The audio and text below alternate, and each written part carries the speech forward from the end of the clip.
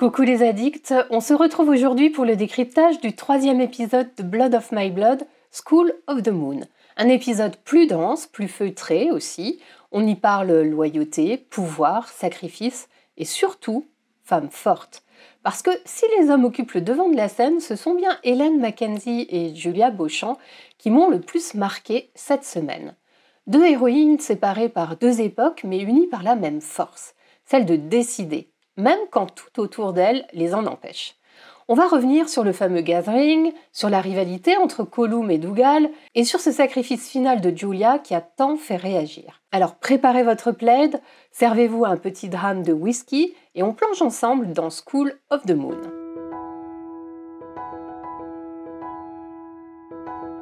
Ce 3e épisode s'intitule littéralement « L'école de la lune ». Un titre poétique qui renvoie à ce flashback glaçant où Jacob Mackenzie envoie ses fils voler du bétail de nuit pour tester leurs valeurs. Une épreuve initiatique, brutale, dans l'ombre, pour tenter de désigner le futur Laird. Et c'est exactement le cœur de l'épisode. Comment se forme un chef, à quel prix et dans quelle obscurité ? L'épisode est signé Jamie Payne à la réalisation et franchement c'est du très beau travail. L'essentiel de l'action se déroule à Léor, même si on fait quelques allers-retours à Lasers, notamment pour la partie de Julia, qui apporte un contrepoint émotionnel très fort. Visuellement, la série adopte une palette plus automnale, des verts ternes, des ocres, des bruns, avec une lumière de demi-jour qui baigne tout l'épisode dans une atmosphère feutrée presque oppressante. Les flashbacks, eux, virent au sépia comme des souvenirs chargés de honte et de douleur. Côté acteur, deux présences m'ont vraiment marqué. D'abord, Sam Redford, qui donne à Dougal une énergie brute, presque animale. Il a cette présence virile, nerveuse, qu'on sent prête à exploser à tout moment. Et puis, Rory Alexander, dans le rôle de Murtagh, que j'adore. Tout en retenue, en gestes discrets, il réussit à rendre ce personnage immédiatement attachant. Il dégage à la fois la loyauté et la sensibilité qu'on aimait déjà chez le Murtagh de la série mère. Et on comprend en quelques scènes pourquoi ce personnage deviendra l'un des plus aimés de la saga. Et puis comme toujours, il y a le générique signé Bear McCreary et Julie Follis qui nous enveloppe dans cette chaleur écossaise mêlée de mélancolie. Je crois que je n'ai pas eu l'occasion de développer et j'en parle un peu plus en détail sur Patreon si ça vous intéresse. Il y a tout un article sur la musique de Bear dans cette série. Alors oui, ce n'est pas un épisode spectaculaire. L'épisode s'ouvre d'ailleurs sur une scène assez étonnante, le rêve d'Hélène entre sensualité et confusion, qui brouille déjà la frontière entre désir et devoir. Et c'est exactement ça le ton de School of the Moon, feutré, tendu, parfois cruel, mais magnifiquement écrit et filmé. C'est un épisode charnière en fait, qui pose les fondations politiques et familiales de la série. La passion ne passe plus par les gestes ou les baisers, mais par la volonté, par les décisions difficiles. Et même si les spectateurs l'ont un peu moins plébiscité que les deux précédents, il n'en reste pas moins essentiel pour comprendre ce qui va suivre. Alors, qu'est-ce qui m'a le plus marqué ? Qu'est-ce qui m'a un peu moins convaincu ? On y va.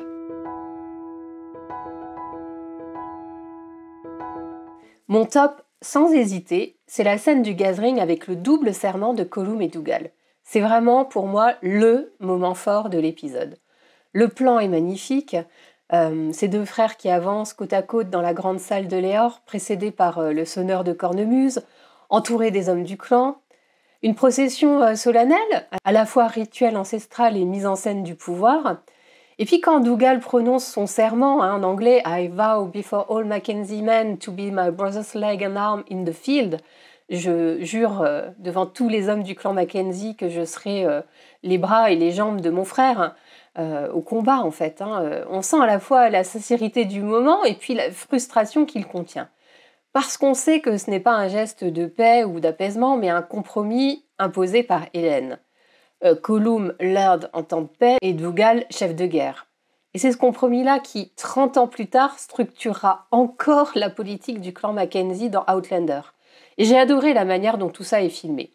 La caméra glisse lentement, les visages se figent, on entend les respirations avant même les mots. Et jusqu'au dernier moment, on ne sait pas ce qui va se passer. Que va faire Dougal ? Et la musique de Bear accompagne ça avec justesse. Elle est solennelle sans jamais être grandiloquente. Et cette lumière dorée magnifie le mouvement sans le romantiser. Pour moi, c'est la scène qui incarne le cœur de Blood of My Blood, la transmission du pouvoir, les alliances qui se scellent, mais dans la douleur. Un vrai moment d'émotion à la fois politique et intime. Et si je devais pointer un petit bémol dans cet épisode, ce serait du côté de Henry et Julia. En fait, on les voit très peu, et c'est vrai qu'après la très belle dynamique du deuxième épisode, que j'avais adoré, la romance retombe un petit peu ici. À mon premier visionnage, ça m'a clairement manqué. Alors bien sûr, ça s'explique, la production a précisé ensuite que la série alternait les points de vue, un épisode centré sur Brian et Hélène et un autre sur Julia et Henry. Et c'est vrai que quand on regarde la saison dans son ensemble, cet équilibre fonctionne. Mais pris isolément, cet épisode laisse un petit creux émotionnel. Tout ce qui avait été si joliment construit dans l'épisode précédent, les lettres, la tendresse, la complicité, tout ça se met ici un petit peu en veille.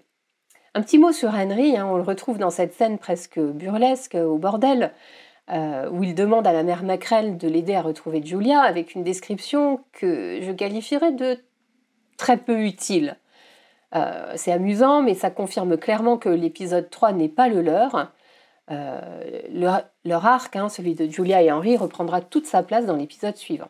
Ça ne retire rien à la qualité du scénario, ni à la beauté des scènes du clan Mackenzie, mais ça accentue ce sentiment de rythme plus lent que beaucoup d'entre vous ont pointé. Peut-être qu'une alternance plus équilibrée entre les deux lignes narratives aurait donné un souffle plus constant. Mais en même temps, je comprends le choix. Cet épisode devait poser les bases du clan Mackenzie, et pour ça, il fallait du temps, de la place. Alors oui, la romance est enveilleuse, mais c'est pour mieux faire briller autre chose.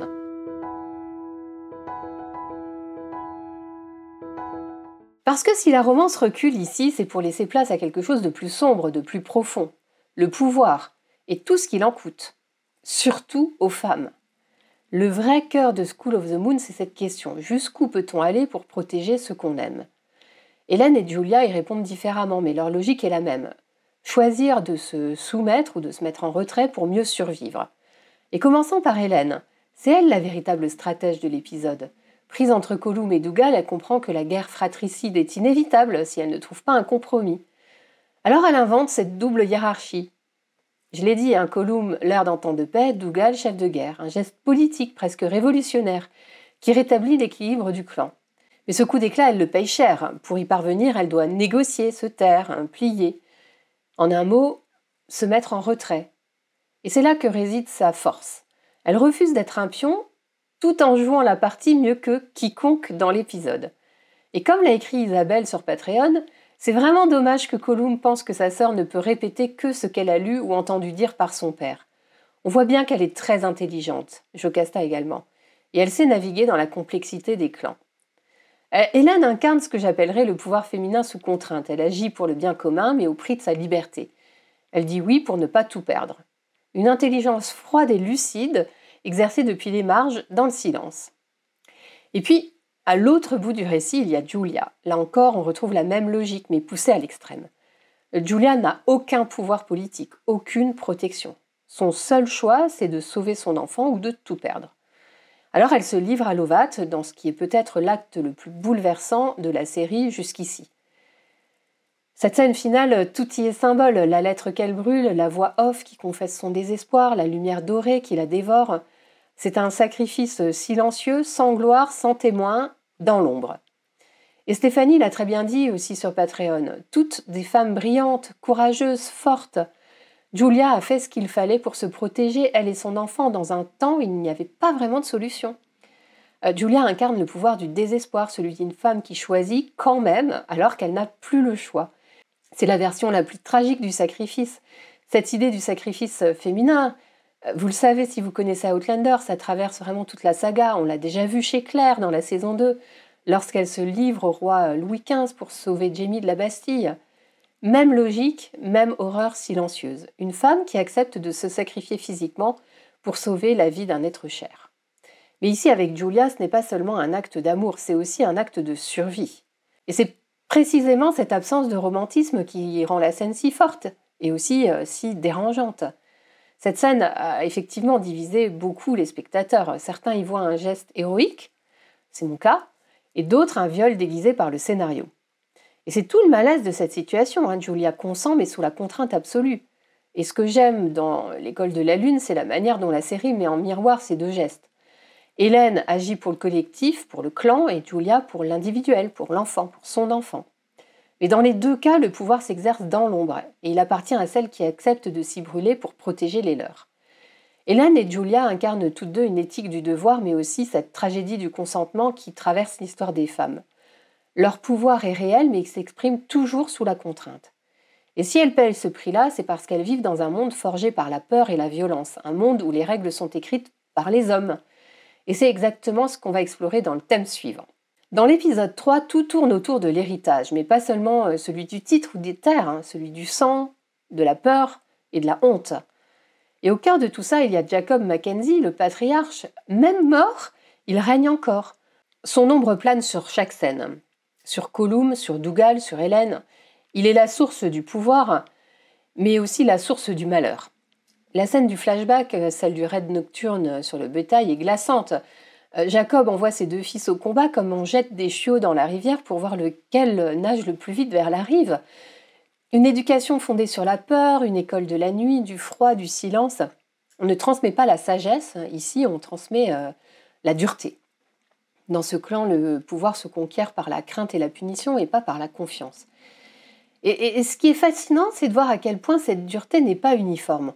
Avec Hélène, Jacob se montre tendre, presque bienveillant, vraiment bienveillant, on l'a vu dans l'épisode 1, il l'écoute, il la regarde, il la conseille, il l'aime. Mais avec Dougal et Colum, tout change. Et je trouve que le contraste est brutal. Pourquoi cet amour réservé à sa fille? Est-ce parce qu'il ne voyait en elle aucune menace? Ou parce qu'il projetait sur ses fils toutes ses attentes de futur lord? On a le sentiment qu'il veut les forger, les endurcir, les rendre capables de gouverner. Et comme si dans son esprit, l'amour risquait de les affaiblir. Et c'est là tout le drame. Jacob pense qu'il forme des chefs, mais il ne fait que fabriquer des blessures. Et le résultat, on le voit dans la relation entre Colum et Dougal. Deux frères façonnés par la même main, mais brisés différemment. Colum intériorise tout. La honte, la peur, le besoin de contrôle. Sa blessure le fige, elle le rend raide, cérébral, autoritaire. Et Dougal, lui, il explose. Il agit, il frappe, il se débat. L'un se renferme, l'autre s'enflamme. Mais au fond, ils sont pareils. Deux fils qui cherchent encore l'approbation d'un père mort. Et c'est ce que la série raconte à travers eux, c'est la transmission de la peur et de la honte. Les Mackenzie ne se transmettent pas seulement un nom, ils se transmettent un mode d'existence, méfiance, contrôle, silence. Ces hommes ne savent pas aimer sans blesser. Leur pouvoir se construit sur le manque. Et pourtant, il y a de l'espoir. Difficile de ne pas penser à Outlander, à Jamie et Brian Fraser. On retrouve cette idée d'une virilité héritée, d'une fierté mêlée de retenue. Mais la série mère nous montre un Brian plus tendre, plus humain. Il est l'héritier de cette dureté sans en être prisonnier. C'est comme si, à travers lui, la lignée écossaise avait enfin adouci ses angles. Et c'est ce que Blood of My Blood éclaire de manière magnifique. Comment un héritage de douleur peut, à force de générations, devenir un héritage de loyauté. Au fond, cet épisode montre comment les Mackenzie ont été forgés, dans la dureté du père, dans la rivalité des frères, dans la révolte silencieuse d'Hélène, et déjà là, tout se met en place. Le clan tel qu'on le connaîtra plus tard, fier, orgueilleux, né ici, mais dans la douleur. Et c'est peut-être ça, le vrai sens de l'école de la Lune. Le moment où la lumière commence à se fabriquer dans l'ombre. Mais cette lumière, justement, elle ne vient pas de Jacob. Elle ne vient pas de Colum ou de Dougal. Elle vient de celles qui observent, qui calculent, qui agissent en silence. Parce que dans un monde réglé par les serments et les épées, ce sont les femmes qui pensent, qui observent et qui recadrent en silence. Le gathering donne l'image, mais ce sont Hélène, Jocasta, Davina et Julia qui donnent le sens.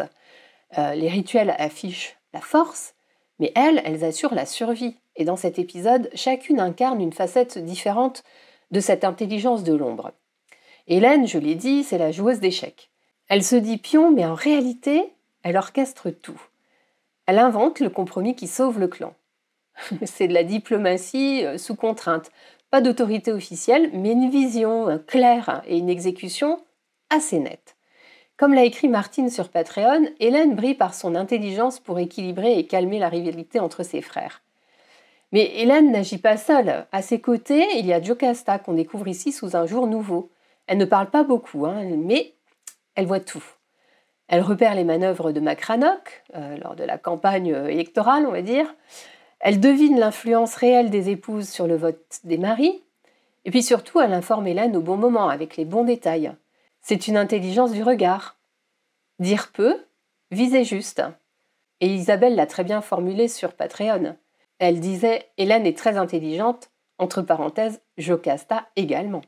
Et Jocasta, c'est la mémoire du clan, celle qui sait tout sans jamais être au premier plan. Un personnage qu'on va, je pense, apprendre à mieux connaître au fil de la série.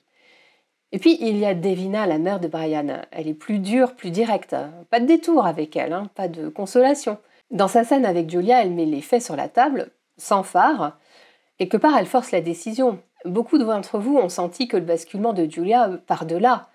Stéphanie a écrit « J'ai senti la décision de Julia arriver dès sa discussion avec Davina. Pas vraiment de choix. » Et Davina accorde la sagesse brutale, celle qui dit les choses telles qu'elles sont, même quand ça fait mal. Je crois qu'elle ne juge pas Julia, mais elle lui montre simplement la réalité dans ce monde-là. Il n'y a qu'un seul levier. Utilise-le ou perds tout. C'est une scène dure, mais nécessaire. Et Davina, même si ce n'est pas le rôle qu'elle pensait endosser, puisqu'elle croyait que Julia allait accepter la potion pour se faire avorter, mais en fait, elle joue le rôle de celle qui ouvre les yeux à Julia sur ce qu'elle doit faire pour survivre. Et Julia, justement, utilise ce levier. Alors du coup, pas la potion, mais un autre levier. À la fin de l'épisode, elle fait le choix le plus douloureux, se livrer à Lovat pour protéger son enfant. Et plusieurs d'entre vous l'ont formulé ainsi. Elle a fait ce qu'il fallait pour se protéger, elle et le bébé. Sinon, Lovat l'aurait prise de force. Et ça, c'est l'intelligence du désespoir, utiliser le seul pouvoir qui reste quand on n'en a plus aucun.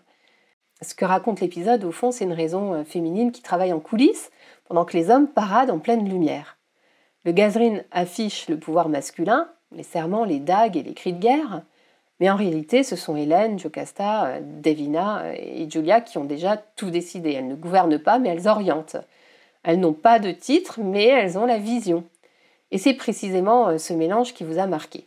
L'ascension d'Hélène comme cerveau du clan, la lucidité crue de Davina et le calme terrible de Julia au moment d'agir.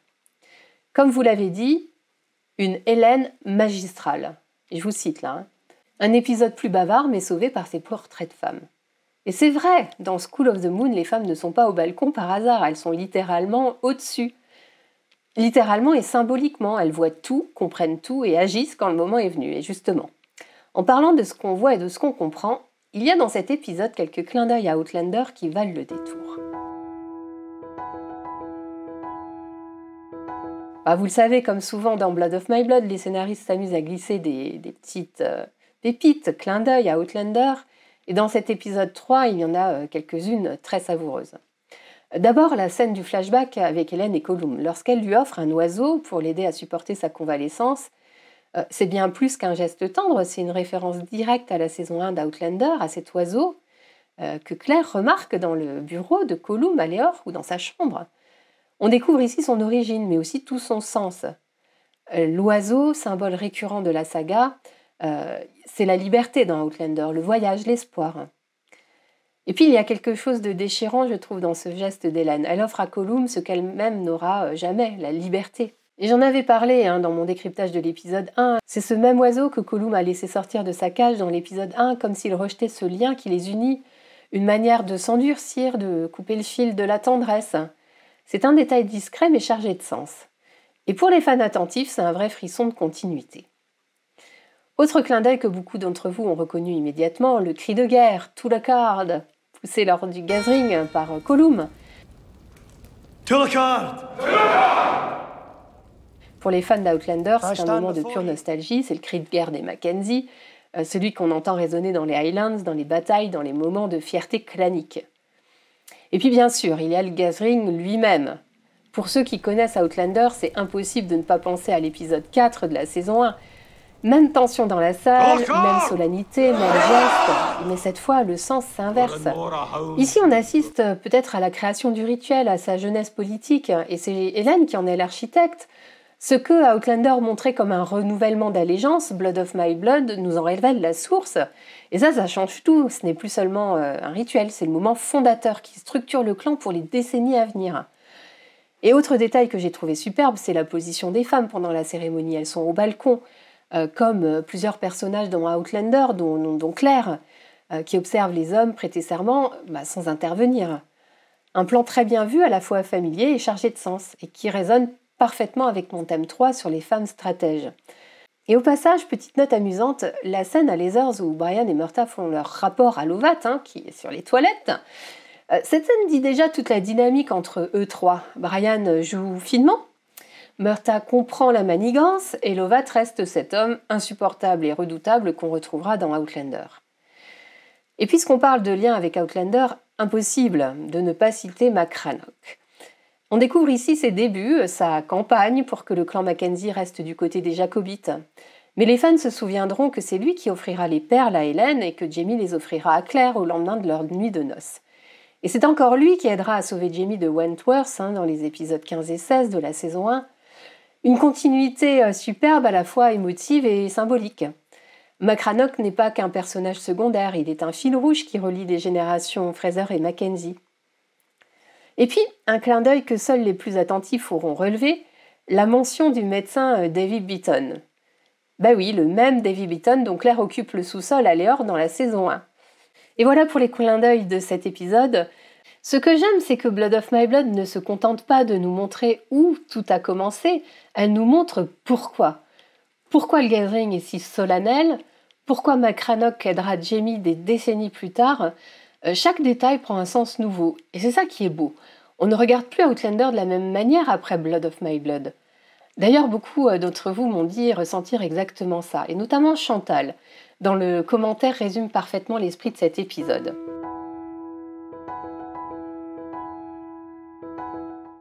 Parce qu'avant de conclure, je voulais comme toujours partager mon petit commentaire coup de cœur. Et cette semaine, il nous vient de Chantal Chevenet, qui a écrit sur Facebook « J'adore Blood of My Blood, même ambiance et esprit que l'histoire d'Outlander. Je peux juste reprocher que la romance entre Hélène et Brian se passe un peu en accéléré. Mais sinon, les personnages sont très attachants et on a très envie de connaître la suite, peut-être plus pour Julia et Henry. Bravo Chantal, tu remportes 1 mois d'accès offert au palier 3 de mon Patreon.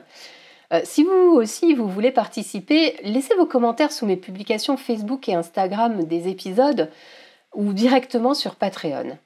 Et là, Chantal met le doigt sur quelque chose de très juste, l'envie de connaître la suite, alors surtout pour Julia et Henry, parce que contrairement à Hélène et Brian, dont on connaît déjà une partie du destin, ils finiront ensemble, ils auront 4 enfants, dont Jaime, ils formeront un couple très amoureux, presque mythique. Pour Julia et Henry, même les plus fervents lecteurs d'Outlander sont totalement dans le noir. Diana Gabaldon avait tranché. Mort dans un accident de voiture. Point final.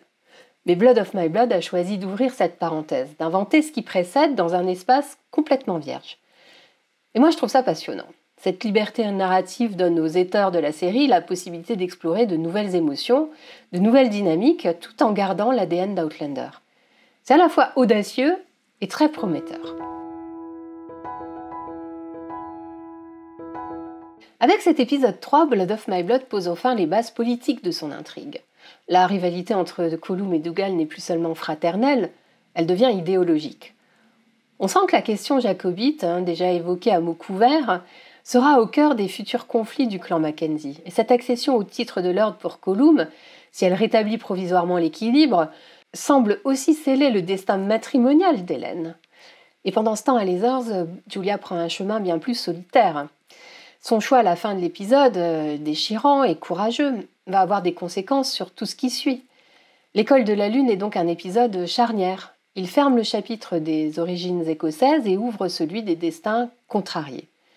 Un épisode d'ombre et de lumière, de pouvoir et de sacrifice, et surtout la promesse que derrière chaque bataille de clan, il y aura toujours une histoire d'amour à sauver. Alors j'aimerais savoir, et maintenant que vous avez vu toute la saison, qu'est-ce qui vous a le plus marqué dans cet épisode ? La scène du gathering, le sacrifice de Julia, les flashbacks avec Jacob, ou peut-être un détail que vous n'aviez pas remarqué au premier visionnage ? N'hésitez pas à me le dire en commentaire là en dessous, j'adore vous lire et échanger avec vous sur ces épisodes.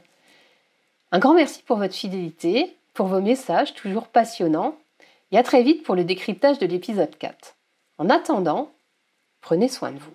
Et si vous voulez prolonger la discussion et plonger encore plus loin dans l'univers Outlander et dans Blood of My Blood, je vous retrouve sur Patreon. Là-bas, je poste très régulièrement des vidéos exclusives sous-titrées, interviews, making-of, des articles de réflexion sur la série et les livres, des visios mensuelles où on discute ensemble de l'univers Outlander, des acteurs, des épisodes, le book club à partir du palier 3 que j'anime toutes les 3 semaines environ.